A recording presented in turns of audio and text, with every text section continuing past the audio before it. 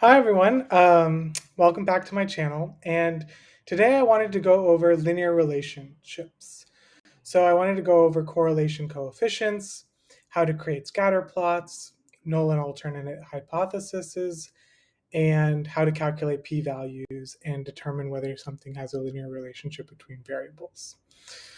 So I just have a question in front of me that says there are many interesting relationships among the various nutrients found in fruits and vegetables, and it's listed water and carbs. And they ask, is there a linear relationship between these variables?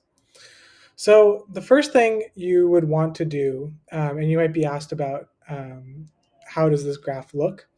And so I would create a scatter plot. And so the first thing I would do is I would highlight these numbers, and then I would go to Insert, and then I would see the scatter plot function. I would click Scatter, and then I would see on the x-axis is water, and on the y-axis is carbs. So I would label my chart water and carbs.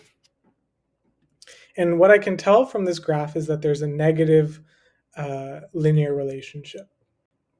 And so the first thing I would do is I would go to Add Chart Element and just label my axes.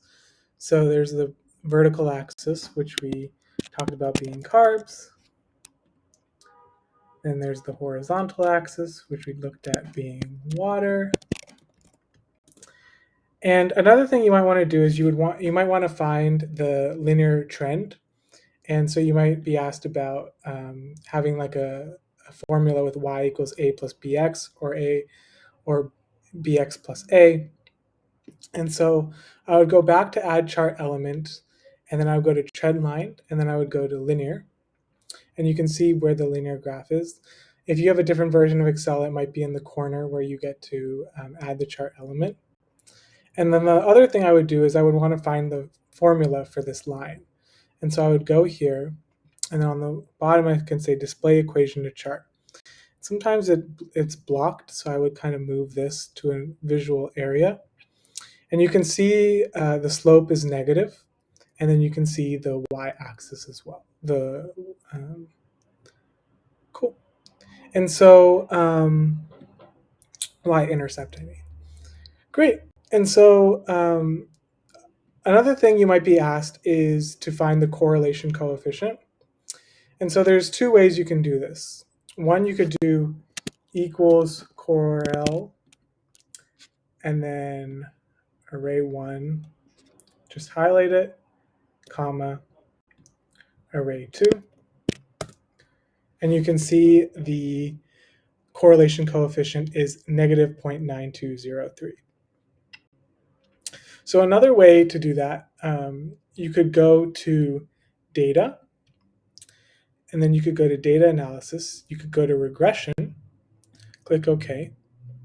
You want to make sure that you have your Y ranges and X ranges correct. So again, you can double check your chart to make sure you're okay. So again, I would have my water, which is my X-axis. So I would have my y-axis be carbs, so I want it to be carbs, and then I would have my x-axis be water.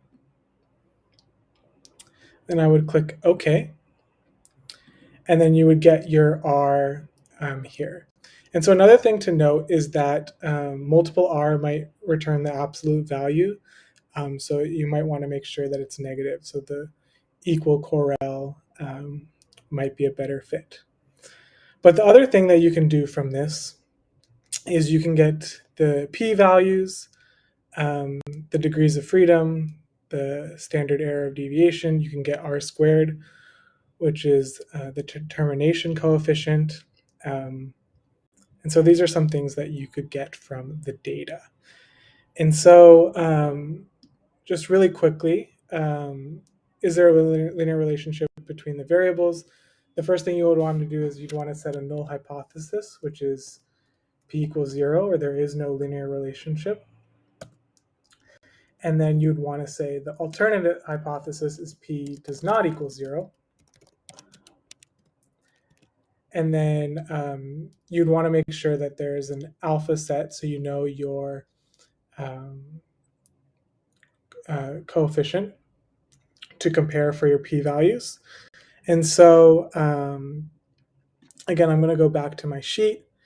I see my p-value is 0.003. So regardless if alpha was set at 0.01, 0.05, or 0.1, which are the most common alpha variables, the p-value is lower than the alpha.